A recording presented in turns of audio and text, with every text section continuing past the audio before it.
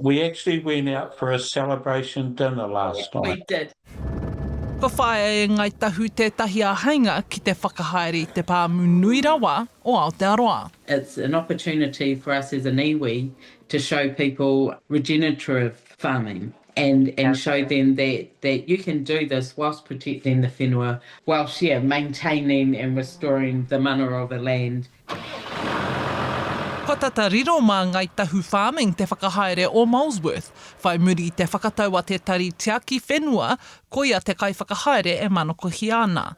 Hei tā te pautaiao o Ngāti Kurī a Lorraine Hawke, he wāhi mahinga kai, he huarahi hoki ki te tai pautini. Part of our goal is to actually have our own people involved in pest control and weed control, looking at increasing access into rangatahi Molesworth, that there's social and economic benefit to Kurī, to Ngāi Tahu. I think public access is obviously something that Ngāi Tahu is really committed to upholding, so there's really strong requirements of the concession for Molesworth around that, and that's a commitment that Ngāi Tahu, if we were to enter into the concession formally, would be absolutely committed to that.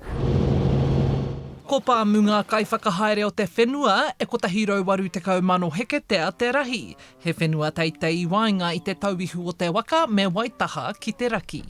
Kia Morris Manawatu, he whakatutukinga tēnei o ngā wawata o tōna tūpuna a Hariata Beaton. She worked hard at trying to put reserves on our land to protect it in that way. In our generation, and we have other tools that we've been able to use, and so we're just following in her footsteps. And I suppose we're kind of making her dream a reality. We're already farming across a number of high country stations in Te Waipounamu. We have over 100,000 hectares of whenua that Ngāi Tahu Farming and our Ngāi Tahu Forestry business look after every day.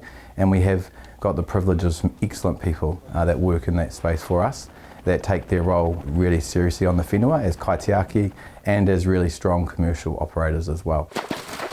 Hei tā te tari tiaki whenua, kua kōwhiria e rātou te kai whakahaere matua. A me tono ia mō tētahi whakaitanga ki te whakahaere i ngā mahi ki runga i te whenua. It's the biggest highland farm in New Zealand, and so all eyes will be watching us. Hora Kairangi Nicholas, Tahu News.